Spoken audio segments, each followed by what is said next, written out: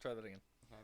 Welcome to the first ever episode of the Bandcast with your hosts, Nick. And Henry. And Layla.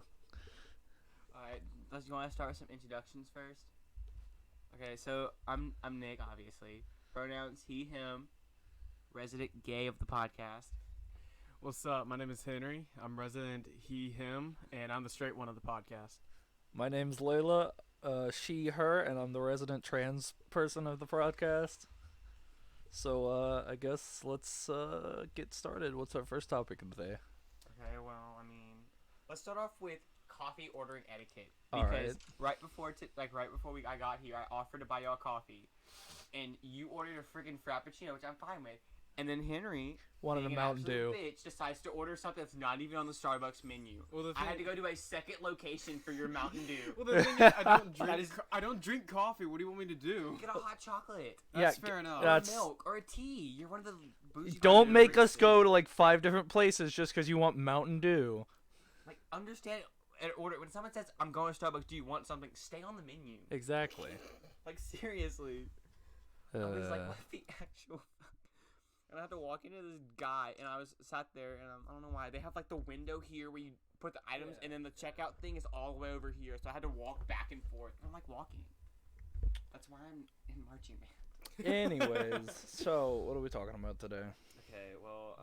What is our first pilot episode about? Okay, well, first things first. Well, we have a lot of topics to talk about, but I think our first segment that Nick Just came up with. how a microphone started it all. All right, Yeah. I'll let you. I guess Funny tell that story. story. So, we're all in band together, right? Yeah. Thing is, we're at 3 different levels of band. Like, both, I don't know. It's interesting. Anyway, so we never do anything in my class, do we? No. So, No.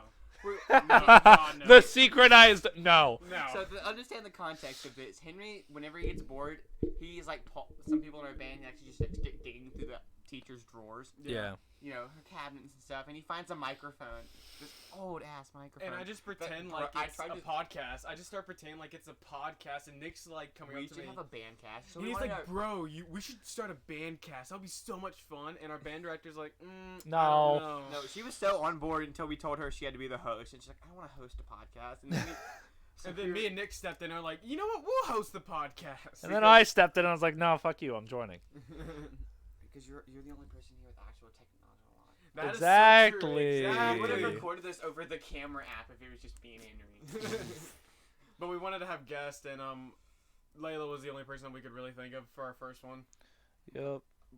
We're 3 people with contrasting personalities. And it kind of oddly fits perfectly I together. know, right? Like we're either like vibing really hard or we're fighting really badly. Exactly.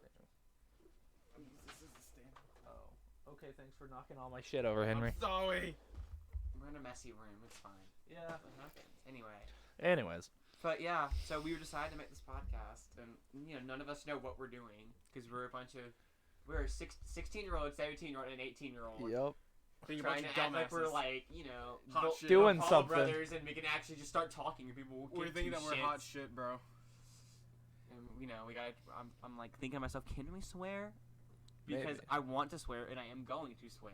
I 'Cause mean, we will can call always it- go back in editing, and we can always do the Just bleep beep. it. Yeah, just bleep it. But can we only bleep like things that are barely cuss words? Like we need to bleep crap, but not fuck. Good test example. Editor, cut that out. Editor. Anyways. Actual- Anyways. So that's a whole thing, which I want you to understand that when it comes to our marching band in quotations, I'm the bougiest person ever. That is facts. Like we have an Instagram for a band that no one cares about.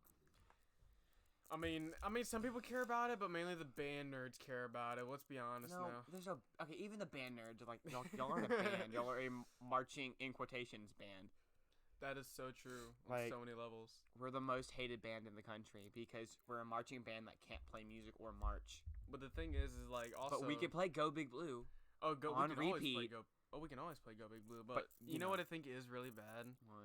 What happened at the open house? That was bad. Oh yeah. So our school has an open house, which by the way was not a good idea because you can't put what was like It felt like 200 people. It was in like a tiny ass hallway. So we have a school that has a maximum capacity of over 600 kids, and these feeder schools decided to come in. These are over 1,000 kids around, and you got like these like 200 kids that just swarmed the fucking building. So they put us next to the athletics. All right, we're the band that no one wants to join, and we're next to the football team that everyone wants to join. So we were in a big group of people. So we decided let's just play Go Big Blue at full volume in a hallway. As you do. And we start playing, and they all back away from us because I don't know what they hate. You gotta They're assert your scared of us. dominance somehow. We gotta start, assert like, the dominance. Exactly. We gotta assert the dominance. The football players could ram us, and we could do shit anyway. But I felt so bad because like so Layla doesn't know this, but like when we were walking and it was just me and Tucker there. Me and Tucker was playing trumpet and I was playing saxophone. And I was playing. You were playing like a little click thing. Because I left my clarinet. I played clarinet in the band hall. And so what happened was that we were just sitting there, and this girl comes up to us, and like little child. This like dad comes up, it's her birthday. Can you play Happy Birthday? And me and Tucker look at we each all- other, and we we're all like, We don't know what this we didn't know is. what we were doing. Even though it's like the most easiest song, none of us took the time or effort to like learn the goddamn song. Even though it's probably like one of the most easiest songs that we could ever do. I mean, it's like, but like, no one ever thinks to just learn that song because it's one of those songs that from a child you just kind of like learn by doing. Yeah. But I did Google the lyrics. Not lyrics. The sheet. The lyrics. Dumbass. Happy birthday to you. No, the sheet music, and I was like, okay, we'll just learn it for next time. But hopefully there won't be a next time. Yeah, hopefully there won't be a next time. To me, it's gonna sound like we're playing, Beethoven. To them, it's gonna sound like we're just knocking pans together. Oh, I know, right? Exactly. To us, it's literally gonna be like Mozart, and to them, it's just gonna be like fucking Nickelback, bro. It's just gonna be like absolutely what the fuck is happening. Speaking of Nickelback. Oh yeah, so one of our topics today is like the most hated band in the country, and so I was actually really curious by this, so I decided to go actually look it up. He was the first person in the past 20 years to Google actual Nickelback facts. Just want you to know that. I know, and it was so funny. Just let the like the audience know Wikipedia page is just empty So the because first no one cares. So Okay. the first thing that, that sorry, like, this Wikipedia page can't be found. Who's so it? Nickelback? So the first thing that I found was when I looked it up, I just searched the most hated band in the country, and I look, and the first thing it says is Nickelback, and then it brings me to the article from Grunge, which is like I think a website from Rolling Stone. It's just like a rock band dedicated website. Yeah. And so, exactly, and I quote, this is Grunge's exact thing, and I laugh so hard at this.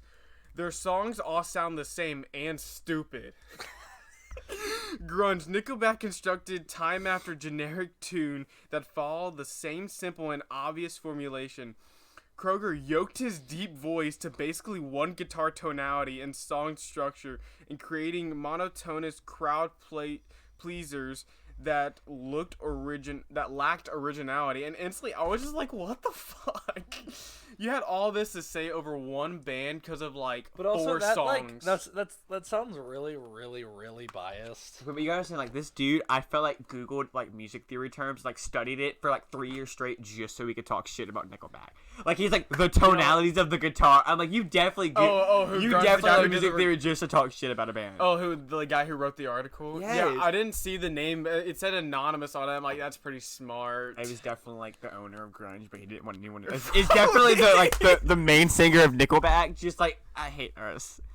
Self-deprecating. But it's like they're That's saying that unreal. like his voice, like what happened was that like it used to be super high pitched, and then once like at that time period, deep voices started to become like really popular in singing. Yeah. And so he'd absolutely just destroyed his fucking voice just so he can like start singing at super, super low pitches. And after that, he just absolutely fucked it up. And I think that was also Sounds about right. because the lead singer of Nickelback also went to jail multiple times. Didn't he go like to jail for like drugs and shit? Like probably. yeah, like multiple times he went to drugs, and I With think that, that's with also that what kind of yoked his- band, like everyone's had drug Oh, problems. 100%. It's that era of music. Everyone has drug problems. 90s. I mean, before they even started becoming Nickelback and writing their own music, they were actually based out of Toronto, Canada, and they were a 90s cover rock band. I'm being dead ass. And when I saw that, I'm like, Nickelback, really? A 90s cover rock band out of all Hey, things? everyone's got to have their start somewhere. That is so true. Like, how we're starting on this. We're talking shit about Nickelback. Can I just call back to the text conversation where Layla responds, and I quote, Nickelback is kind of good, though. Henry's response, I know, right? Hey, look, they've got like They a got few decent good songs. songs. Look at this photograph. See, we all have- No, that one's shit. I know. Okay, but everyone knows that you can jam to Rockstar. It's everyone's guilty pleasure. Yeah, exactly. That's Because so true. hating Nickelback is not a personality. yeah, exactly. That's my quote from the text conversation.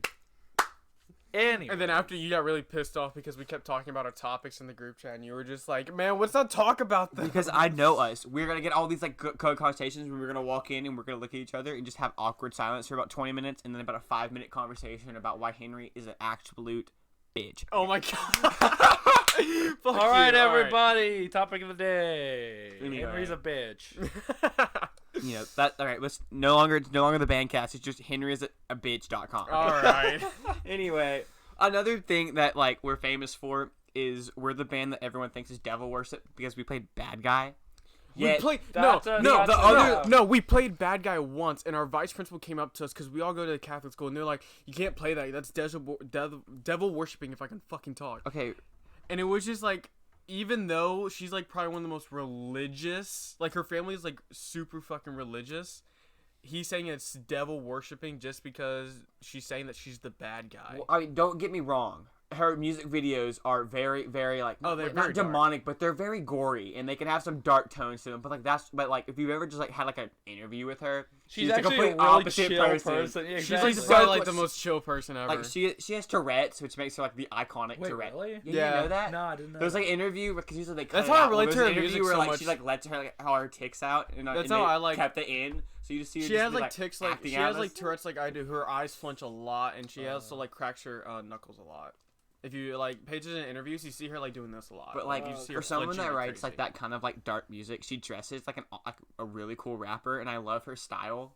Well, like I've seen one or two interviews with her, and like, kind of gotten the backstory of like where she came from and whatnot, and like she's actually like a super like yeah, all her music is this kind of like darker tone for a few of her songs. I mean, some of the songs are pretty like emotional and they have a story behind it, but like if you watch a single interview with her, she's the most like chill, laid back person you'll ever meet. I And it's completely agree. wild that she's like what 17. Yeah, she's I know, right? 17 and Like, she has got- like she- billions like, of hits. Like, she Exactly. got famous at 16 for her music. Like, Exactly. that's And it was, insane. and I think it was Ocean Eyes was her very first like song that like blew Really, her really up. blew up, Yeah. yeah. See, Hello. All right, can you wait like 5 minutes? Anyways, Cool. sorry about that, everybody. Henry's being a bitch and taking a phone call. no, Henry's girlfriend called. All right, give me about 5 minutes.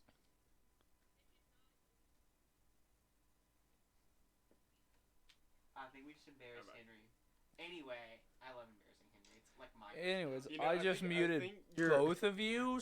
I think your so- mom's girlfriend walked out and asked if she was my girlfriend. Like your dad's girlfriend walked out and asked if she was my girlfriend. First thing Henry says, your mom's girlfriend. I didn't mean to. Sorry. Anyway. Anyway, a fun little thing about Layla's dad. It's actually anyways. it runs in the family. It Okay, runs in the sorry. family. all right. Okay, all right. Anyway. Oh god, we were talking about Billie Eilish. Okay. Yeah. And I got introduced to Billie Eilish through my you ready for this? Yeah. 7-year-old niece, because I've never been a person who liked like popular music because I just thought she was basic for a little while. Yeah. Then one of her songs, you should see me in the ground, came on. It was kind of good, so I kind of vibed with the rest of her music. That one's a pretty good one. So I went through all of her music and like low key, pretty cool artist. Like I hate how mainstream she's become because people act like she's like, but like she's just a good artist. Okay. Yeah. I'm sorry. I need to like. All right. Anyways. And sadly, this is my cue to leave. Yeah, Henry's got a dip because he's being a simp. Because he's going on a date with the girl that's only slightly interested in him. Oh my god, no. So, You're the one that said she wanted to just be friends. When a girl says she wants to just be friends, it's her trying to like reject you kindly. Because Henry's famous for asking out every girl in his grade. That's not true. Uh-uh. I asked out every girl. You asked out Mia, rejected. Malia, rejected. I actually never asked out Malia or. You DM'd her and it made her uncomfortable. No, I never DM'd her like that. I was asking her like what was she doing during quarantine, and then she would explain to me what she was gonna do. You DM'd First thing her she like did- that. Yeah, you DM'd her like a douchebag. Like that was like the quarantine version of you up question mark. You up? Like, Malia can't talk about you without getting grossed out. That is not true. I talk with her every single Tuesday and Thursday. I love it so. It's like a schedule. Yeah. We have a scheduled lunch where I hang out with her and her boyfriend. I'm a third They wheel. need to date. Nick is the third wheel I- of the I- universe. that's the thing is I have this weird thing where people I hang out with end up dating the month after I meet them. Really? Like Grace comes back, starts dating someone. Pissed me off. Anyway, I'm a third wheel. It's my thing. Anyway, I can stop saying anyway. Yeah, you say that a lot. I do say that. Later, dog. Oh, bitch. I don't know what we're doing. That you saw me? Yeah, I I was saw over his when he was like this. I'm like, what? Anyways, now it's alright. just Nick and I. So, Now we can talk real shit about Henry. all right, he's still in the room. Okay. All right, so But yeah. Okay, so and Billie Eilish's brother, right? Yeah, she has a Phineas, brother. is an awesome songwriter. yeah, Like, 'cause some- like, he didn't he doesn't- used I don't to think- write all of her songs? Yes, and he writes music for like a couple other artists I've Yeah. noticed, and like they're really cool. Like they're super deep. yeah. Like Phineas does not get enough credit. He really doesn't. Like that was kind of a shocking thing I heard when I first found out. Like originally her brother wrote all of her songs. I think eventually she moved on to writing her own songs, or they'd still do that together. Yeah. That was a question. What? Anyways, what I was asking is if I'm not mistaken, is that something they still do together, or does she write her own music now? I think they still work together. But I think she started to take more of her own. Yeah. But like they're like best friends. Oh Like, yeah, that and is a that's- relationship I wish I had with my brother or sister. Yeah. But it's pretty cool.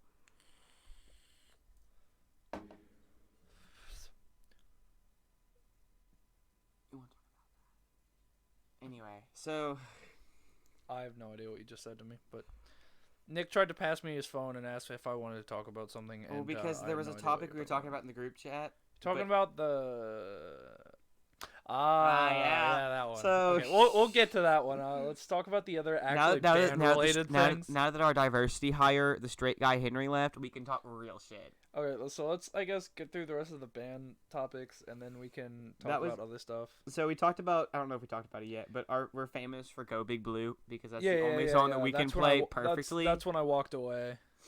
yeah. So you guys already talked about that. We talked about Bad Guy. We Sorry, talked bad about how. bias because copyright. My bad, everybody. Because our band director sometimes she'll just like get songs that like she really wants to play, but she doesn't want to pay for the rights to it, so she'll just slightly change the names, and that's how we got. What was it? We have Bad Buys, Bumble, which is Humble. Oh really? Yeah, you didn't notice that? No, I didn't know Okay, that. but that song's lit. I love playing like marching band. Humble is so fun. Anyways, we talked about that. We talked about how the bandcast got started. Let's see what's else on that list. That's pretty much it. We're Really? we're not a very interesting band. We just have a lot of drama. Yeah, we do. Like That's- let's see here. Well, we had that's what we had makes one drug addict and made that our thing. That's what made us interesting though, is that we just have drama. But we had like one drug addict who started all the drama, and then we had Steven. Steven. Once we got rid of those two, the drama just kind of turned really just to like me trying to start shit and, and everyone then not just hating working. me. Yeah. Anyways, so what are we gonna talk about? I don't know. I guess we could start that. If you Start that. Start Alright. that. So, we were talking the other night about the whole controversy going on with the vegan teacher on TikTok. Everyone knows who she Did you is. just She's forget TikTok? Like you sat there like TikTok? No, I did not. No, I was thinking about a few other things. So with that, it's just didn't she get like an actual like jail sentence for like killing somebody because of being vegan? Okay, can we talk about this real quick? Yeah, go on. I believe in murder empowerment. I'm sorry, what? Bleep that. Bleep that. Editor, No, cut no, that no, out. No, I'm kidding. I'm kidding. But that was not cool because I don't know how like she started drama with like so many groups. I'm like, I can get it if you want to start drama about like certain political things, but when your veganism becomes dangerous and violent, that's what I've realized. Well, because with that, she like actually bullies people, like quite literally, at least on one or two examples, to the point of death for not being vegan or for quote being vegan wrong. Like, she's bullied people for like, oh, well, you must have not been doing it right, or like you weren't trying hard enough, or you weren't believing it hard enough. And it's like, that is not like, and so many people have tried to get her banned off of TikTok and get her, removed and all that. And I've seen some of the emails people have sent to the people at TikTok, and like the mountains of evidence the community has against her that she should be removed. And to this day, I don't know if anything's happened with that or if she has been removed, because I haven't seen anything about her in a few weeks. But yeah, there have been people who have died because of her, and that's awful. It really is. I mean, but wasn't it like if you were like gay, you couldn't be gay if you weren't vegan? I'm like, isn't kind of her whole personality trait Yeah. eating meat? Anyways. I feel like I just made this highly inappropriate for a 17-year-old and an 18-year-old to be discussing. Oh well. Oh well. But I mean, how can you be that screwed up? There are a lot of people on TikTok that like, I just don't get how you can be that much of an idiot. But like, they're not like idiots. They're so dumb. They're confident in themselves to the point where like they just keep forcing their idiocies on you. yeah. I don't know if that's even a word. They're dumb comments on everyone. Like, wasn't that guy that was like, oh my god, I forgot what it was. So many like anti-trans people, like transphobic people, become famous on TikTok, and I'm like, I'm all for it. All publicity is good publicity, but when you get to a point where you're hating on someone or a whole group of people, I'm like, why? What's the point? What is that gonna do to you? You know? Yeah. And the whole thing with transphobes seem to love attacking trans girls, but they don't give two shits about trans guys. Okay, I'm not gonna say that because I feel like y'all get attacked too. But like it's so centered towards trans girls, and I just feel like that's like not cool. Yeah. I mean, you're more versed in this. I'm completely zoned out. I'm looking at stuff for the whole vegan teacher thing. Oh yeah, but I mean, transphobes just get like the stupidest responses. They're like, God, what's one of them? It's like you're just not. Their go-to thing is to use detransitioners as their go-to like anti-trans thing. But I'm like, I'm all for people detransitioning if that's something that they go through, because I understand that trans things can be hard for some people. Yeah. But like, there isn't this just like so small that like you can't like you use a statistic, like they pull out the dumbest like ways to like validate themselves, and I feel like it more invalidates themselves. Yeah. Like, and it's also like sometimes people will be like, they look at like a 3-year-old child who wants to play with something that's not stereotypically for their gender and calls them gay. I'm like, they're 3. Every 3-year-old does that. They don't understand themselves yet, so they're gonna buy every toy no matter what. Yeah, exactly. They just want a toy. I'm like, if my son wants to buy some, quote unquote girly thing, I don't care. Yeah, it's a toy. If it makes them happy, it makes them happy. Most of the time they outgrow it, and if they don't, who cares? Yeah, exactly.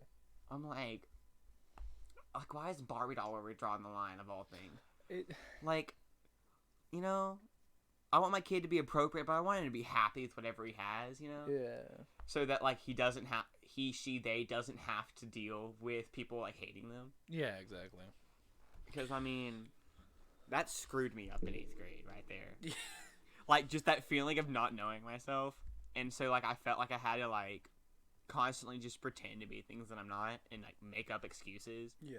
And it messes with you. Like the only reason I came out to my mom was because I got outed. Yeah, I think you've told me that story once or twice now. I mean, and I don't believe in outing someone, but I just thank God that I got outed, because I would have never do that on my own. Yeah. And I don't think outing someone is the good thing to do. No, but I it's think one of that's those bad things where, that happened that like I'm so happy it happened. I think that's one of those things that's like, that's not the right thing to do, because like with that kind of thing, that's like serious to people. Like that's a kind of life-changing thing. And, like, that's something you need to let people do on their own agenda and wait till they're ready to do it. Like it's not your business when someone wants to tell the people around them that, hey, I'm gay or trans or whatever. And like that's something like you need to do on your own when you're ready with the situation to, let share that. Because it's like, but like the thing is, the whole story of how I had to like guess she could come out to my mom, or how we had to actually have the talk. I was drunk. I was wasted on the 4th of July, and my brother was like, "You have to tell mom." I'm like, and I'm walking over and like, God, I literally cannot walk forward without stumbling, and you want me to try and have a serious conversation with my mother on like we're at a family event, and they want me to do this. I'm like, no. Look, man, I'm plastered, and you want me to tell my mom I'm gay? Okay, too much. Because like the whole story started with my cousin who's bi. Me and her were like best friends because of this. Talking about Destiny. Yeah. Okay. She was bi, and I she's a funny person. Yeah. Love her. Well, for her 16th birthday, I didn't know it was her birthday, and that's all she wanted me was to tell my sister, because that's all she wanted. So my sister, but the funny little like, irony of my sister was drunk too at the time when I told her. I was sober, but she was drunk, wasted.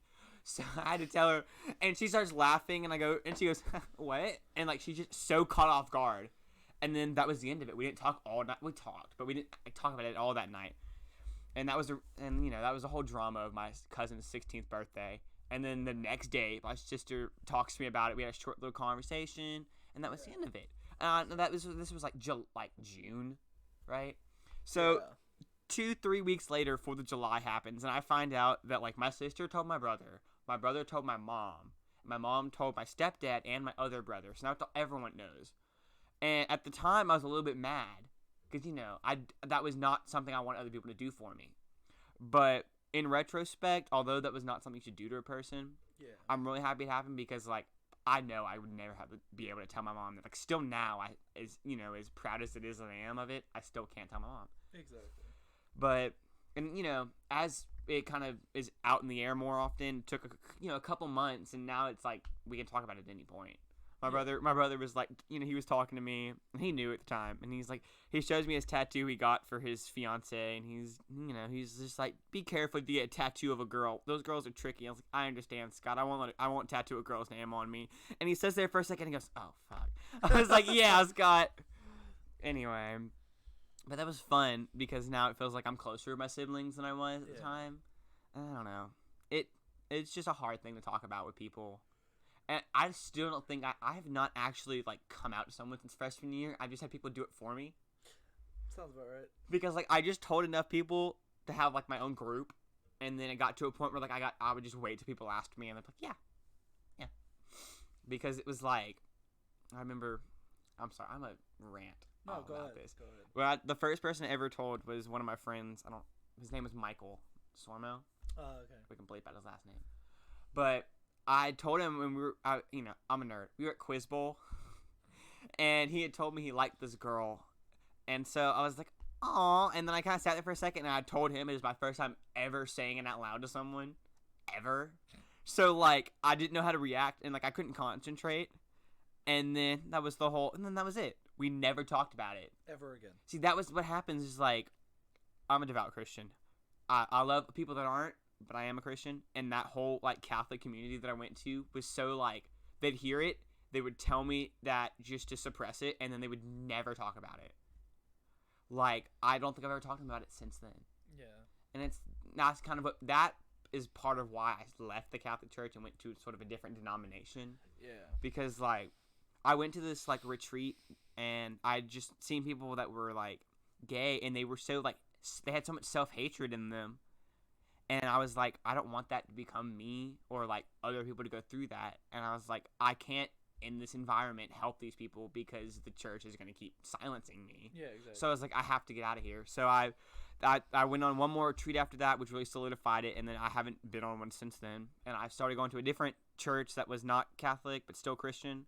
And I really enjoyed it there because I don't know for sure, but I feel like there's these 2 lesbians that go there. And I don't know why, but whenever I just see 2 gay people, it makes me so happy because I know that I'm not, like... alone. Yeah. People are always talking about how, like... I'm like, somebody's talked about, like, you shouldn't be excited to go to a gay wedding. It's just a wedding. But for me, it's like, it's the first time I get to see something that, like, represents me. Because I've been to so many weddings, and weddings are so beautiful. But whenever I get to see it's two guys or two girls, or even like two non-binary people or one non-binary person get married, and like it deviates from this quote unquote norm, it makes me feel better about myself. For like that one day I can be standing up there with someone that have my own little thing, and it's just great. And it's just it's been a hard few years, but I honestly I've looked back at my struggle question, and I know it's not as bad as other people's, because a lot of people have like lost homes and friends because of it, and I'm lucky that I was able to have a somewhat area where I felt like I could at least talk about it. Yeah. Because now I have a group of people to talk about it. Yeah. This, and it's nice just to feel free. Yeah. About it. Not have to pretend to something I'm not. But I don't know why I whispered that. I don't either. Anyway, we're getting really deep into this conversation. So just don't eat meat, and and no, just live your life, man. Yeah. Like, I don't have a problem with vegans. In fact, I think it's really cool that you're someone who can have sort of your own like lifestyle like that. But like, as long as it's not like toxic to the point where like you're getting people hurt because of it. Yeah. Like, that's kind of where I draw the line. It's like, yeah, live your life, do what you want to do whatever makes you happy. But it's like, if people are getting hurt because they're trying to, follow your example, or, maybe try this lifestyle out or whatever. Like, if people are getting hurt because of that, example being the vegan teacher, like, that's where you draw the line. It's like, you gotta rethink things. It's like, I am, like, because of my actions, technically like directly hurting people, and the problem is, like, I guess going back to that conversation, is she feels no remorse for it, and if anything, like, every time someone gets hurt or every time someone is like, this is a bad idea, you need to stop, she only gets more like prideful of it. She's like, oh, you're just doing it wrong, or oh, you're not trying hard enough.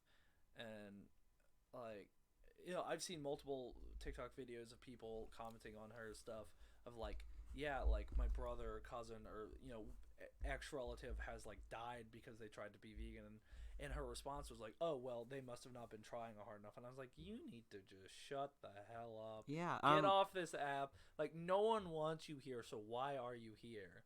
See, it's like people, it's kind of sound like people are gonna relate that to like gay people, and that's how we like, when people tell us not to come out, we get stronger, the things. But the difference is, it's like, when are you like being more prideful and like and more confident in yourself, or being more confident in like your hatred towards other people? Yeah. Like, I don't like this person, whoever she is.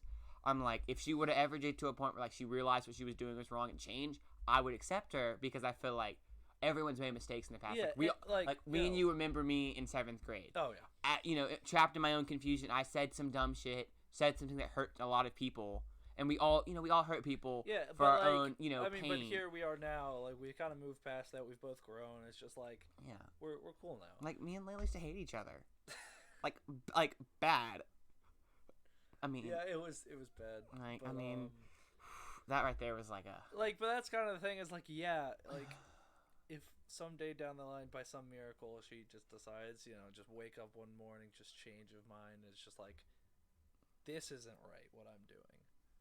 And, actively pursues a life that's trying to fix the shit she messed up, make rights, make right of the wrongs she's made. Like, yeah, it's gonna take everybody a long time to forgive her for that thing. But, like, I think if something like that happened, like, eventually people would come to be like, well, yeah, she's really trying here to, fix what she fucked up. And, kind of come to just say, you know what, we all see that you're trying to fix this. Like, we'll forgive you. Whatever. And it's just more like, I want her to be vegan. I want her to live her life and be happy, but it's like, you can't do that at the cost of other people. Yeah. But, it's a lot.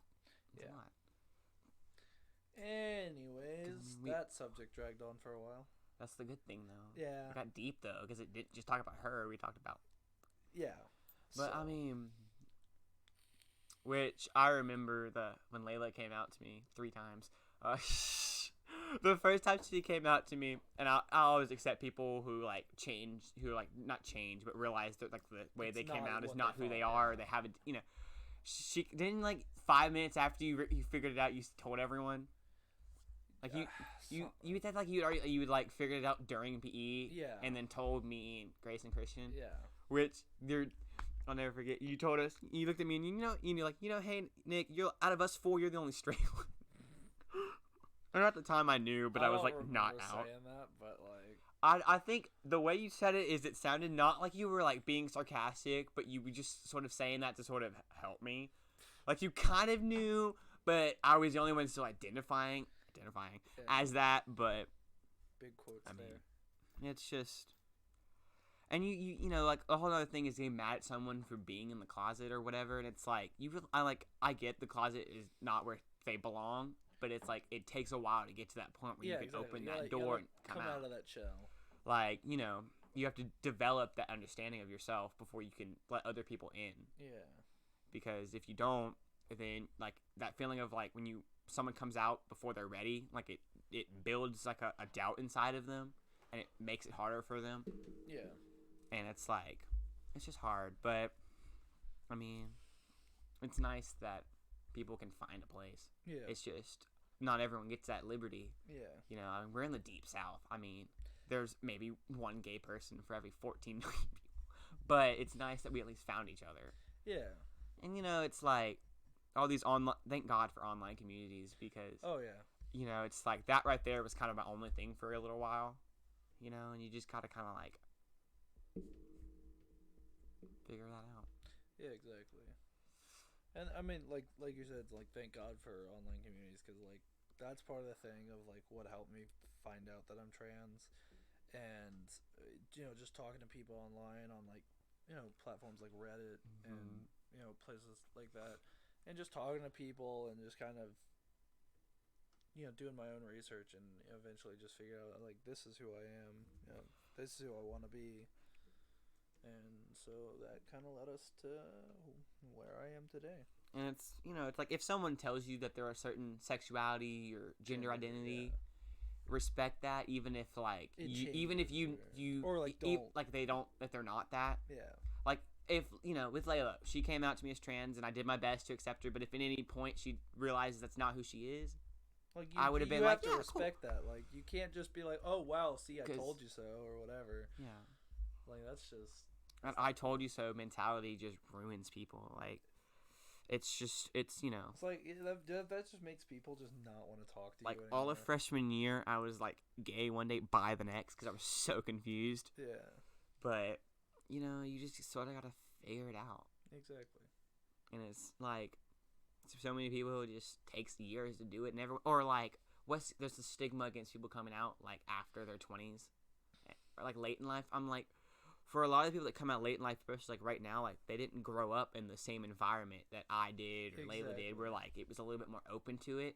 So like back then, it was so instilled into them that it took all of this time, even when we created an accepting environment, for them to be aware of it. Yeah, or like even if they are aware of it, being like, and it's I guess have a feeling that like, hey, it's safe now, you can come out. Yeah. Because like.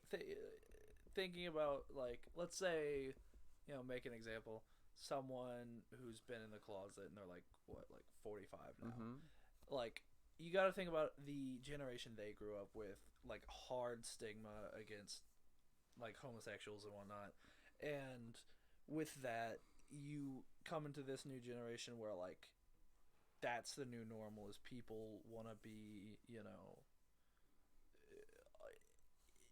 kind of like anything but straight, because and I'm not saying like, oh, you shouldn't be straight or whatever, that's whatever, but I'm saying like there's a lot more people nowadays who are finding these things out, and new labels and new just sort of like sexualities, because like, sorry, I didn't mean to interrupt. No, it's fine, but I mean, yeah, you got the point across what I was trying to say.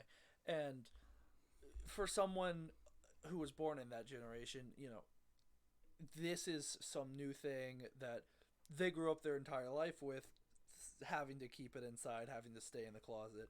And even if they are aware of, this newly safe environment where a lot more people in the world are accepting of that and will give you support. Like, that's a mindset of, I've been trapped in this closet for, let's say it started when they were like 10. Mm-hmm. Like, I've been stuck in this closet for 35 years now. Like, that's a lot of pent up, I guess, a okay word for it, not really trauma, but like, repressed, emotions and kind of that lifestyle. And you gotta realize, like, yeah, even if there are people of that age who are like, gay or trans or whatever, like, yes, they may be aware that there is a big wide open world of safe spaces out there, but that's a lot of years of just like repression that they have to learn on their own to undo, and to slowly feel like, hey, I don't have to be scared to admit this anymore. I can be safe and admitting this now. And it's like, people, it's like, if you think about it, like, get the whole labels of gay and stuff don't really exist back in history because people didn't understand themselves enough. Yeah.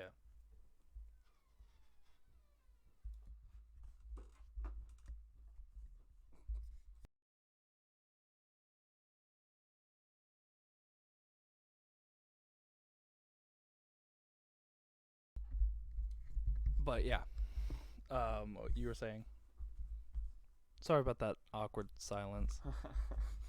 Anyway, but it's like, people talk about all these new labels, and like, it doesn't come from people creating these, or doesn't come from like people making stuff up. It's like, sexuality is so fluid. Like, it's become more open now, where people can have kind that of sort of discover fluidity in that, themselves. hey, this is a thing that is out. Like, really, I don't think it was ever a thing that was like created or made up. It was something that people just discovered about themselves. Because I mean, with sexuality, that's not something you can kind of just decide. That's just like, and you're like, born with that. That's just who you are. You just have to like, you can live your whole life without discovering that's who you are. But I mean, and probably like 99% of the cases, like, somewhere down the line in relationships, in intimacy, you'll figure out, hey, this doesn't work for me. And in this new world, in this new age full of technology that makes information a lot easier, you can find, you can do all this research, hours and hours of research online to figure this out and say, hey, this isn't, I'm not okay with this, or like, I'm not comfortable with this, what could this mean? And that's kind of probably shut that percentage up of like people discovering that about themselves. Because I mean, that's always been my view on sexuality, is like, that's not a choice. That's something you're born with, and that's something you just like learn to discover somewhere down the road in life. And it's kind of probably confusing to a lot of people, because like, gender is like the complete opposite thing. That's probably, that can be more of a choice, but with a lot of people, that's more of like something they're born with, and it just takes years and years for that to kind of set in for that their brain to make that discovery and be like, hey, this person who I've been living my whole life, this isn't me. Like, this isn't what makes me comfortable in my body. And that's kind of where I came. And I get a lot of shit for like, oh, you've never shown a single feminine trait in your entire life. And it's like, because it only surfaced like, and you're not like allowed to, Well, like, not only that, but like, with my point of like, it takes years and years for you to discover like your gender identity, if it isn't that cisgendered normality. And for me especially, that's something that took years and years, and only just in the past year and a half or so I've discovered, and it's surfaced, and I've discovered like, hey, I'm not this person I've thought I've been for the past 16, 17 years. And I'm trying to change that to make myself more comfortable in my body. And, so that's where I get that from, is like people saying, oh, your entire life you've never shown the feminine side of you. It's like, well, yeah, no shit. It's only come up just now. And a lot of people assume with being trans, like, that's something you show from an early childhood, and it's not. almost never has been. I mean, yes, some people may show that from, being like an infant or being like 6 or something, and that's where it starts. And I mean, good on you, because that's a lot more time you have to develop that and to do research and to find that out. But with the majority of people who are transgender, that doesn't surface until a lot later in life. And you don't show those traits until it starts surfacing. But like once it does start surfacing, then you really start exploring that and showing off this more, feminine side or masculine side or whatever. And I think trans people like me get a lot of shit for, it's like, oh, you've never shown this side of you before. And it's like, well, no, duh, because it really hasn't been there until now. And it's more like, I don't understand dysphoria, but that I'm never gonna be able to understand it because I don't have it. But I also like, to me, it's like people talk about like, if you're a trans girl, it doesn't mean you have to be inherently girly. Like, there are a lot of tomboyish trans girls. Yeah, exactly. Or, like, super feminine trans guys, and there's nothing wrong with that because there's, it's, I don't exactly know how to explain it because it's not me, but I just feel like if you just accept a person as what they want, as who they are, or how they feel they are, I mean, what's the big deal? Yeah, exactly. It's like, oh, well, I just made... I wasn't educated enough in life to realize that this wasn't who I was living my entire, childhood up until, like I said, the past year and a half or so. And now that I do know about it, now that I'm, confident and sure this is who I want to be and this is, who I am, I'm going out and I'm trying to build that confidence and go down this road of, this is how I want my life to go. This is... I want to spend the funding and the time and effort to become this person because that's the kind of body I want to be in. That's the kind of, person that makes me happy.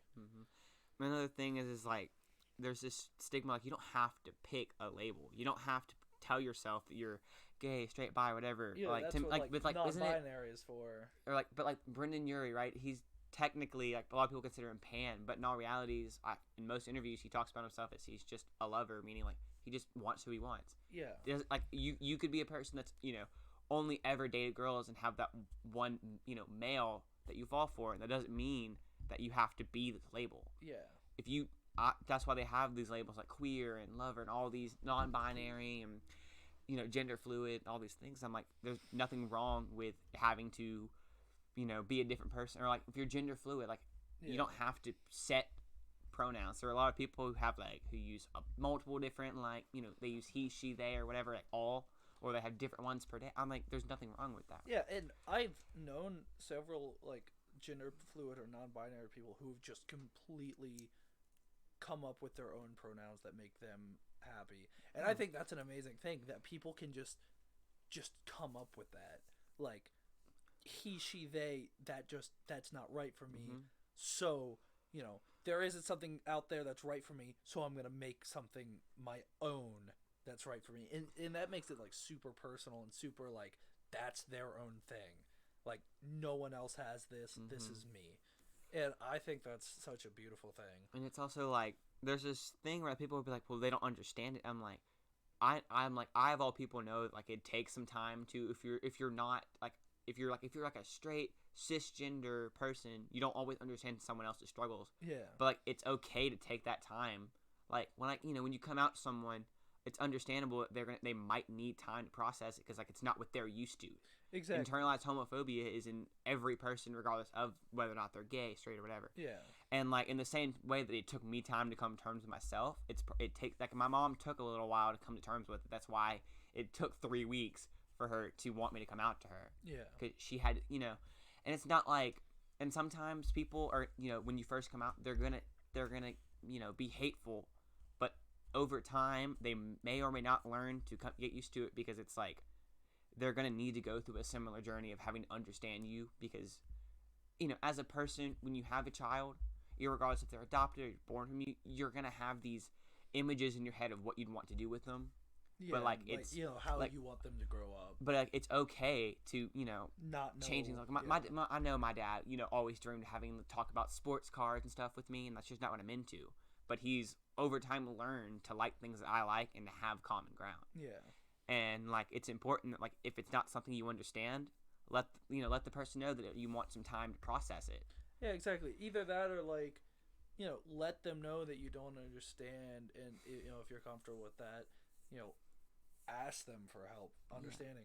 And that's the problem with like my parents is they tell me they don't understand. I'm like, that's why I'm here. You can always ask me what about what you don't understand. And that's the problem is like, I think that's such like a deep set kind of thing, like new thing that like, yes, none of this older generation understand it, but also they're not willing to like seek help in understanding it. And it's like, there's like this stigma, like just because someone is like 60, 70, 80 year old, they use that as their excuse. I'm like, it doesn't matter what generation you come from, you can take the time to learn. And the same way that I had to learn about like what another generation went through and stuff, and have to understand them, they can learn to understand you. Exactly. Like, and it's just more like, even if someone want just for like the whole most of their life tells you that they're one thing, and then towards the end of life they realize they're not that. That's okay. It doesn't matter if it's a week between your two, or your two coming out, or if it's like decades or century. But it doesn't really it's like it's okay to take time to process yourself, to process others. It's just more like there's a difference between understanding and acceptance. Exactly. Like, just tell the person that like you accept them, that you want to process it, because like that's one of the hardest things in the world, is to like understand that a lot of things in life, irregardless of whether or not you're used to it, are going to take some time to process. Yeah. And it's like, you don't have to understand it when someone first tells you this. Whenever my kid goes through, because most likely there's going to be different labels when they're born. Yeah, what they because grow like up that's with. going to be a whole new generation. And I want to let them tell me about it and stuff. yeah. But like, because they'll learn from me what I've learned throughout my life, and I'm the same way, I'll learn from them. Yeah. There's no one-way relationship between any two people. Exactly. And it's like, it's okay to have to be a different person in your past. Like, people always talk about on Twitter, they'll go to like 2000 and call you out for these things, and I'm like, that was a completely different time. People didn't understand I was literally a different person. Like, I'll be honest with you, I've said transphobic things middle school because I didn't understand things at the time. Yeah, but as I got older and I started to understand myself and understand other groups of people, I would no longer say that to someone. Yeah. And I've said some dumb things in the past year that now I would never say again. Yeah. And it's like, and it took me time for me to have to earn people's trust back. But it's like, when people are happy with themselves and they're accepting of other people, it builds that bond between people. Yeah. And it's like, it just takes time. Yeah. That's kind of the funny thing about me is like I used to be really transphobic, and then like all these kind of like feelings and thoughts surfaced in my brain. I was like, well, and of course, by the time that the thoughts of hey, I might be trans had surfaced, like that wasn't who I was anymore. I had learned, and it wasn't really deep seated transphobia or anything. It was just like I wasn't comfortable with those people. Like what's their name? The Jenner. Bruce? Or Yeah. Caitlyn Jenner? Caitlyn Jenner, yeah. Like when I was, I don't know, maybe like 10, 11 when that happened, and I was like, I'm not comfortable with that. And like this, I'm talking in terms of like kind of more mature way of saying it now is like looking back, I realize now that this was just something like I wasn't comfortable with. I probably thought some really, really rude, terrible things about these people, but like, and that's something I always look back on and laugh, and it's like how the tables have turned. I used to be this really transphobic kid, and not like really transphobic, but like, like I said, I just wasn't comfortable with it, but like just completely flipped the switch, and like now I'm a trans person. And it's like, as a child, I didn't know what gay was. Yeah. From what I'd learned from like my family, and I love my family, but at the time they were different types of people. To me, I just thought of it as like it was just someone that was just weird or a freak. because that's what I'd just been taught Yeah. indirectly by people that I was around. And it's like, so I never understood it until I got older and I started to see it more. And, Yeah, and it's not you start- so when much you- of a normal thing. and it's like, that's why people are like, people always get mad when they see a lesbian couple getting intimate on TV. But it's like, to you, you see that as something you're not used to. But to other people, it's like, they This get is to a great finally thing, feel like yeah. they're okay. Because as people, we learn from media. If it's popular in the media, we feel more safe being part of that. Yeah. If we don't see representation, like if we don't see a person of our race or sexuality or gender on TV, then we're going to feel like we're not okay. Yeah. And like that's the problem. And like I get it, there's tokenism and overusing something just for diversity, but it's Yeah. like I want to see characters that I can relate to, like I'm a white cisgender male, but I still need to see a gay couple to feel good about myself. Yeah, exactly. Because that's who you are. And And when so I get that's giddy what when I see a gay couple, I get really happy. Yeah, exactly.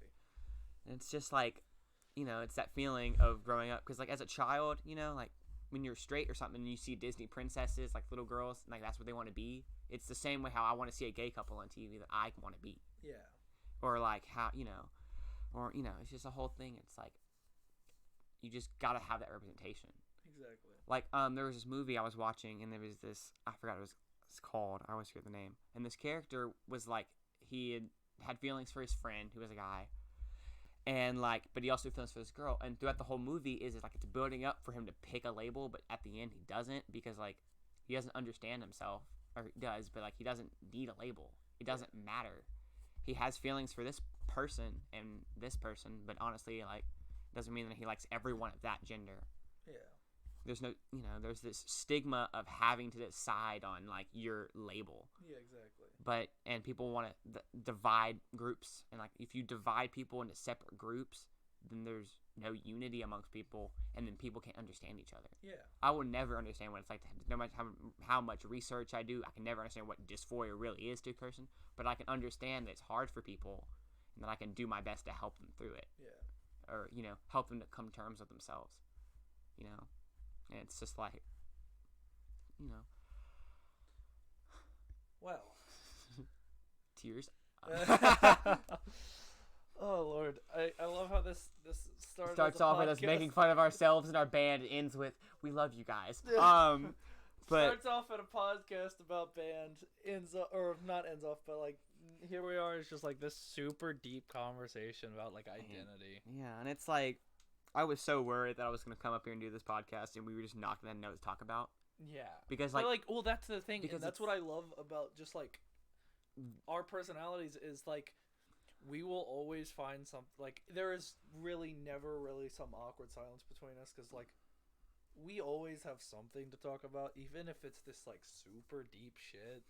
It's like it's just that's the cool thing is like yes, we started talking about band and where we came from and the deal with our band, but then we slowly got made our deep into like transition. who we are. Yeah, exactly. And here we are talking about identity and acceptance and all that. So, But yeah, it's like with Henry here, I don't know if you It's- noticed it, but he was trying so hard to like transition to each of our notes. But the problem is like when you go just by notes, you trap yourself. yeah, into you this trap this yourself, segment static, by segment. monotone conversation. But when we start talking about this hateful person, it transitioned from us making fun of like being a horrible person to us like talking about how like it's a struggle being different. Yeah, exactly. Even if like And that's the thing is you can't just adhere just to your. I mean, because obviously as a podcast host, you have your notes of what you want to talk about. but each it's like episode. But like you can't just stick to that. That's something that like that conversation has to flow. And if you've if you've reached the end of all your notes, you can't just be like, oh, well, I don't know what to talk about now because we've reached the end of our notes. That's something like you have to be able to flow that conversation into something new, just completely ad-libbed off the bat. Yeah, it's because it's and like I love having conversations with people, and it's like I said earlier, we have such contrasting personalities. Having a person that you have nothing in common with and having a whole conversation with them, as long as y'all can keep it civil, y'all can have amazing conversations. Exactly. Like whenever us and our friends, we were all in band, but God, we had nothing in common, I swear. And we just sit around and have these deep conversations because we all had our own things to talk about that we would just you all had your own, different paths in life, and even with that, with multiple people with paths in life that will never connect outside of connecting in band, like, and that's what I think is amazing about humans is like you can be just two paths of life that are just worlds away from each other, but you can still find something to talk about. I mean, like, you could pretty much make this about anything, like anything we want to talk about. That's the amazing thing of like having us we're not supposed to look like trapped in this having to talk about this certain topic. We're not like those crime podcasts. They're great and all, but it's nice just to talk. Exactly. We call ourselves the Bandcast because that was the first name we came up with, and we didn't feel like overthinking it. Yeah. But like, and I think that's what I love about some of the podcasts I listen to is like the I'm gonna just call a few out, like the Misfits podcast, for example. Like, that's just a bunch of guys sitting in a room and just chatting. Yeah. There's almost, I mean, yes, every episode like starts with a subject and like a topic in mind, but eventually it just devolves into just a bunch of friends sitting at a table having fun together. And we were talking about like Henry was wanting so hard to have like two co-hosts and a guest, but like there's this podcast. And Nick and I talked about this last night. Like there's this podcast too. It's called the Smosh Cast. But like they have like 16, 20 people, and they just rotate. They just rotate. They don't have a set list of who does what. It's just whoever's has free available time. Yeah. I mean, and that's kind of my original vision for this podcast is like we'd have multiple hosts. Yeah. And we kind of just whoever's free to do an episode this day, come on the show, and it doesn't have to be restricted to like 2-3 hosts per episode. Like again, I'll make an example of the Misfits podcast. That's like what 6-8 people at a table. Like there's a lot of people there, but they still make it work, and it's not too many overlapping voices to where you can't. It's too much like audio strain on your ears, and you want to click away from it. And it's like whenever I listen to podcasts, like I like to just listen to people talk, because when people have conversations, like you can get like their emotional cues from it. Yeah. Like I'm a person, like all of us, we have our little fandoms that like, even if it's not like a form of media, anything we could talk about, we can get super excited to talk about. Exactly. And when Henry got here, he introduced you as the guest. I kept telling him, I don't care who the hosts are, who the guest is. I really just wanted to talk on recording. Yeah. Because this is a fun thing to do. Exactly. And we have had the opportunity to do it. Like I'm in a media arts class. You have all the tech training from computer architecture. It makes it just you being a streamer. Henry's straight. Henry's straight. That's his thing. And it's like he left, and we still have these conversations because so that's something I want to make a point about is being in a podcast. You would think, it feels the exact same as just sitting in a room with some people and just talking, but like it's an entirely different feeling. It's not the same kind of conversation because you're not only solely like half the time I'm just staring off into space and talking.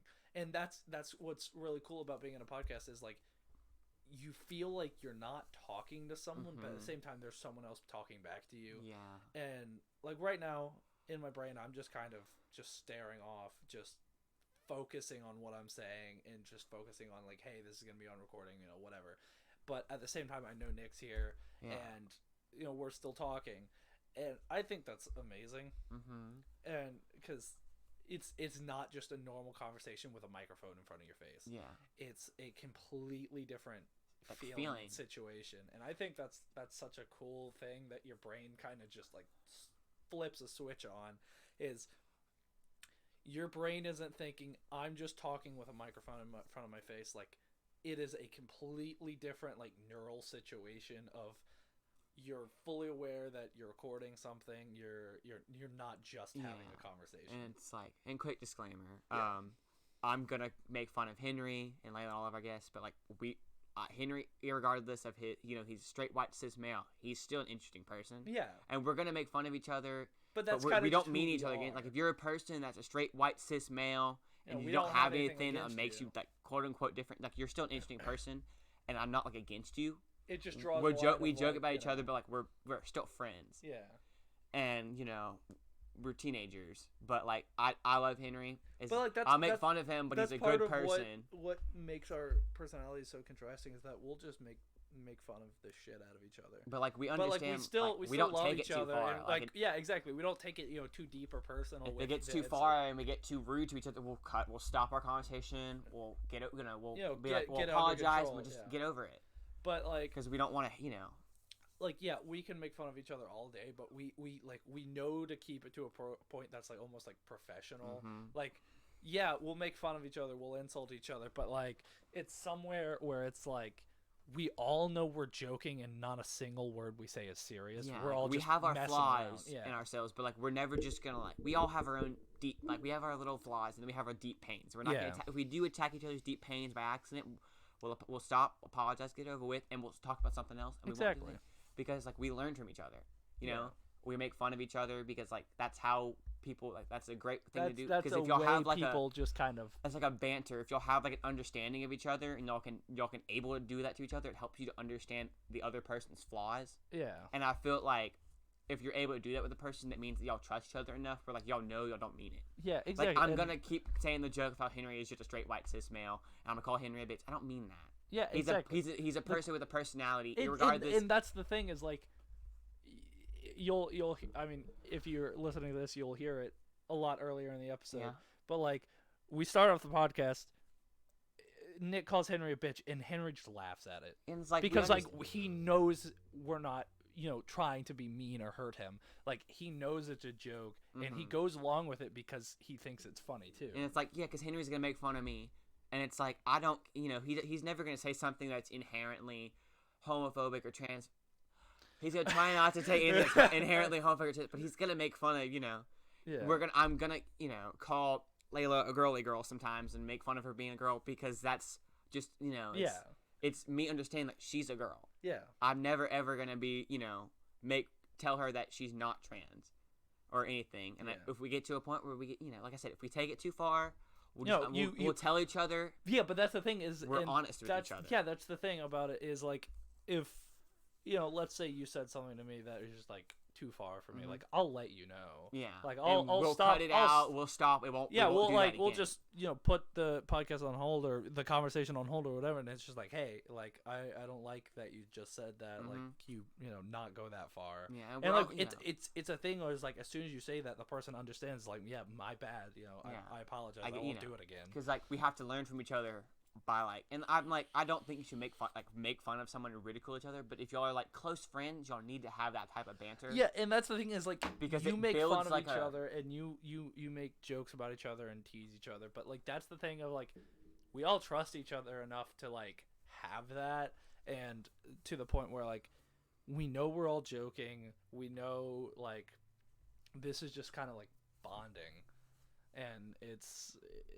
Like, I have it with the guys, too, with some of my other male friends, and we constantly just make jokes about each other, and we have our little inside jokes, and, funny, stupid, making fun of people's names about each other, but the thing is, like, we all know we're joking, none of us take it seriously, because at the end of the day, we're all just laughing together at stupid jokes we make. And it's like, even if it's not like we might say something that's not homophobic or racist, but like it still hurts someone because everyone has their own trauma. Exactly. Like there are certain things that Layla could say to me that would only hurt me and not anybody else that was in my community. Yeah. And I'd be like, okay, we don't say that because it's like that's different people have a different me. reaction to things, and that's why it's like you got to understand it. And like you can't always control that. Sometimes you're gonna say something to a person, but it's gonna mean something different to them. Yeah. And as long as y'all can, apologize and come to terms and just be like, okay, we don't talk about that, that's fine. Yeah. I understand my friends, traumas and triggers because, like, I've learned it through experience by accidentally saying things that hurt them. Yeah. We talked about it, we discussed it, we don't do it anymore. Exactly. And it's like, I felt like when you have, like, an understanding of, like, someone and y'all can have that sort of make fun of each other banter but still be friends, like, it's like it's a bond, Exactly. It's because like y'all banter with each other because you understand someone's flaws and stuff. I don't really know how or why, but it just works. It helps people with their confidence.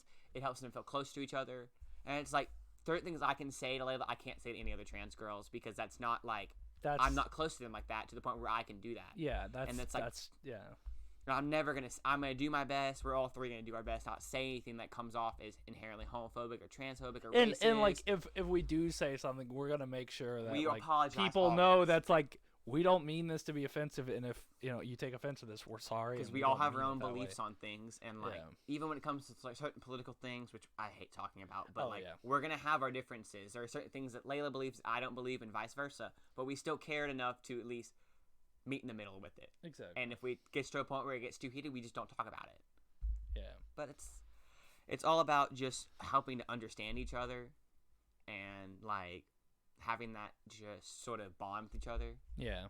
Because knowing that I can say something to Layla and that we can make fun of each other and still be best friends, Yeah. makes me feel like at least we're close to each other. Exactly. I always consider Layla like a sister to me. Don't cry, please. I'm not gonna cry. I'm not gonna No, cry. I'm messing with you. But Yeah. See, exactly. Like right there. it's just like we try our best to be best friends, and Yeah. sometimes there are also, but like there's certain things I can say to Layla now that I might not be able to say later Yeah. because different trauma happens at different point in people's lives. I'm gonna let you take the floor for just a minute. I got a phone call to take. Good luck. But it's like, well, once she takes her phone call, it's all about like understanding each other, and I just want everyone to know, like, if we say anything that offends y'all specifically, we'll try our best to respect that. We can't, we might not be able to meet the needs of every single person, even though there's like one viewer. Hey, Floor. But we're always gonna try and be like, we won't. If we're working with what we have, if something offends you, just let us know. We won't say it again.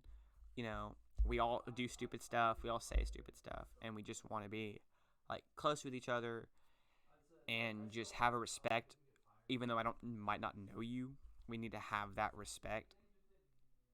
And like, I'm sorry, I'm all by myself, so I'm really weird talking to myself, but. It's more about just, having an understanding. And I wanted, everyone to feel like this is a safe space. I don't care if you are in like if you're in one of our communities, if you're trans, gay, straight, whatever, even if you're not if you don't agree with us, we want to have that respect and understand each other and that sort of control over what we say.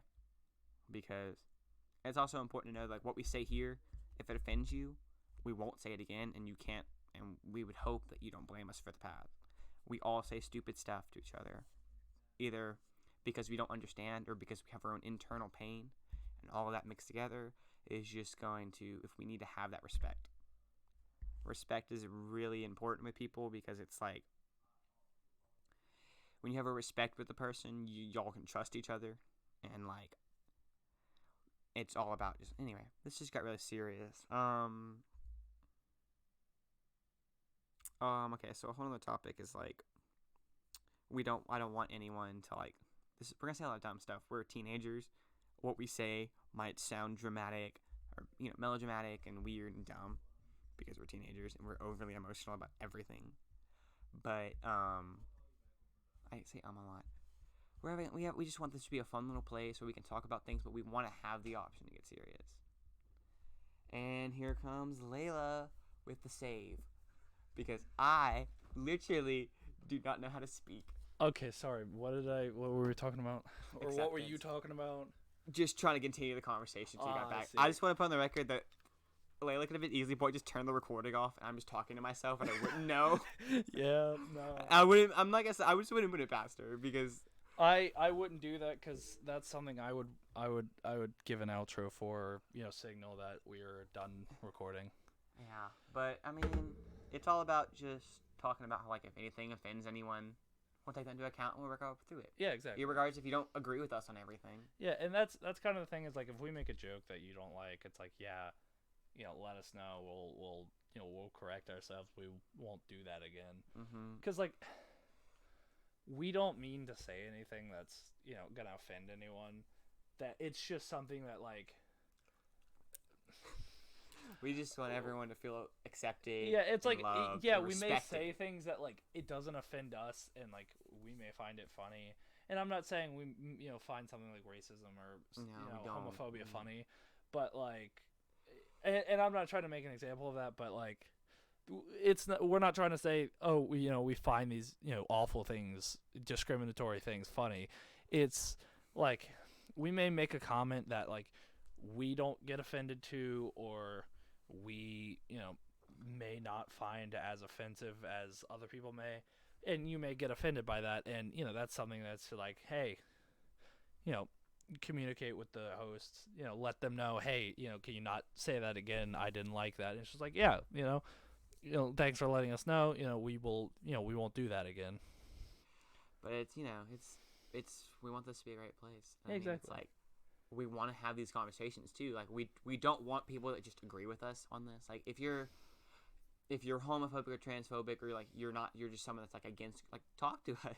Yeah, exactly. It's just like, hey, Well, let's have that conversation, because if we might not be able to change each other's minds, but if we can at least have an understanding of each other, and be like, hey, I don't like you talking about this. Can you, maybe not do it? Like, I enjoy the podcast otherwise, but I don't like this subject that you bring into it. It's like, yeah, we'll keep, keep that out of the recordings. If at any point we play the Wii music and that offends you, for some reason, that's draw the line at caring. We are that for, if it offends you, that's the one thing that doesn't matter. It's the Wii music. And like if we talk about like someone that's homophobic or transphobic, and we're talking making fun of them, we don't mean to like to invalidate a person. Exactly. We're not making fun of them as a person. We're just trying to counteract their homophobia with our own self-love. I guess. I don't know. We're also like, we're teenagers, so we say stupid shit all the time. Oh yeah. I mean, God, like if we say this at school, we get detention. Probably. And again, I got detention for not wearing a tie, so who knows what we would get detention for. Yeah. But that's a whole nother story. You want to tell that story? So we're a Catholic school, and that means we have to go to church like once. Like it used to be once a week. Now it's like once every like 2 months, or once a month, I guess. And one time I forgot my tie because we were like, it was like the second mass of school, second. And church it's not of really school. actually going to church. It's more of like sitting out on our football field and I'm like having mass. If you're a Catholic person, like Catholic masses are a beautiful ceremony. If that's something that you're a part of, and I think I have nothing. There's nothing against anyone else's religious like celebrations. Or your services and stuff, but it's like I didn't wear my tie, and because of that, I got detention, which is really funny because I've gotten in trouble for both cheating and profanity in class, and not once have I got detention because I got not wearing a tie. Yeah. And it's just like, we have a lot of weird rules at a Catholic school, Yeah, but like we found our safe spaces. Like our teacher, our band director.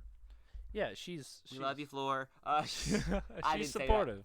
She's, we find our safe spaces. We make our own safe classes, and if one of our old civics teachers out there, miss her, but she was always such an accepting person. Oh, and that right there was one of the two teachers that really made me And see, like feel that's the safe thing at is school. like looking back, like I wish I would have known these things about myself So that you could before have- she, yeah. before she left, so I could have, had that And conversation. it's like, with her. we don't know. We don't want to talk about drama that goes on amongst like that stuff. People leave for different reasons, but it was like she was always a great teacher. And I mean, I only had her as a class for 1 year, but I've known her since I was a freshman. Yeah. And it was nice to just have someone like that because she was always there to like stand up for me, and like not just like stop fights, but to actually stand up for people. Like that's the thing that most other teachers don't do. And there's nothing like, I don't want to say nothing wrong with that. It's just like certain times as a teacher you don't want to feel biased, so you just try your best to be impartial. Yeah. And being a teacher is hard in this political environment we've created, where everything's political. You ate carrots, liberals. I'm sorry, no, but it's just like it's nice to have the safe spaces where we go. Yeah. And you gotta find that space. It may be someplace at your school, your church, your friends, or sometimes you're just gonna have to find it online. It's like you gotta, and if you don't have that safe space, you have to make that safe space. Yeah. It's hard to find acceptance in this world that's people are so counterproductive and things that like it's nice just to have a place to go. Yeah, exactly. Anyway, that's the big cast. Yep. I guess is... That's before we all start, getting really weird with this. Get really weird. We've breached weird, but not really weird. Oh, yeah. It's interesting. I mean, Yeah. took us 40 minutes to set up audio equipment. Oh yeah, And just we to started figure out how we were going. Yeah. So that's a fun little story I'll say before we cut off for the episode is so both Nick and Henry arrived at my house. We're doing the recording in my bedroom, and yes, very very amateur, I know, but Very professional. very We're so professional. professional, but But anyways, so it took us a solid 40 minutes before we could figure out or get a system that worked to where their voices weren't echoing with their recording. Like we tried like a Skype call, a Discord call. We tried Audacity. We tried Audacity. We did try Media Pro or Premiere Pro of Adobe. That didn't We work. tried the camera app. We, Surprisingly, that didn't work. not surprisingly. Being sarcastic. Yeah. But so eventually we just, and thank God Nick brought one. He had a USB splitter, so we hooked that up to my PC, plugged both of their mics into it, and surprisingly, I don't know how, but miraculously, it caught both of their audios from their microphones, but none of the echo. And I'm watching the audio levels because I'm recording through OBS right now, and when you're talking, I can see my microphone peaking a little, and just kind of my audio levels are being raised, and I'll just have to go back and watch the recording, or like listen to it, and just see if it is picking up echo. And I mean, we can go back and edit that echo down. We have the editing materials. Yeah, and that's the nice thing is, like, because of editing, we can go back and just completely erase all the echoes. And it's a pilot, so it's gonna suck. Yeah, and that's the thing is, like, if we keep this going for a good while, that's something that we'll just get better with time, and we'll figure out our little niche situation of like how we want to do our podcasts, where we want to go to do recordings, how we want to set it up. And we'll get better with editing with time. But, like, it's the first episode we've ever recorded. It's going to be dog shit. But, like, you kind of expect that out of a lot of, like, long-running Every podcasts. pilot starts with the Bieber cut and ends with a girl getting bangs. Dang. Okay, I love when girls get bangs. We need to, like, normalize bangs. Because I don't know what it is, but, like, whenever a girl gets bangs, like, it's such a nice change. Yeah. I guess you could say not every girl pulls it off or whatever, but honestly, I'm like, changing things up a little bit is super fun. Yeah. I'm bleach blonde. Not naturally. Not naturally, but... In fact, super unnaturally to the point where I'm not entirely sure if it's actually bleach. Oh. But, fun. Nice to know. Alright. Well, this has been fun. Yeah. So, this has been the pilot episode for the Bandcast with Nick, Henry, and Layla. TLDW, we care about vegans, just not this one person. Yeah. We care about you, unless you hate the Wii music, and we're here for you. Let us know if we screw up, because we probably did. So thank you for tuning in to the Bandcast. We'll see you guys next time. So if I can stop there we go. Sorry. And yeah, okay. So thank you for tuning in to the Bandcast. We'll see you next time.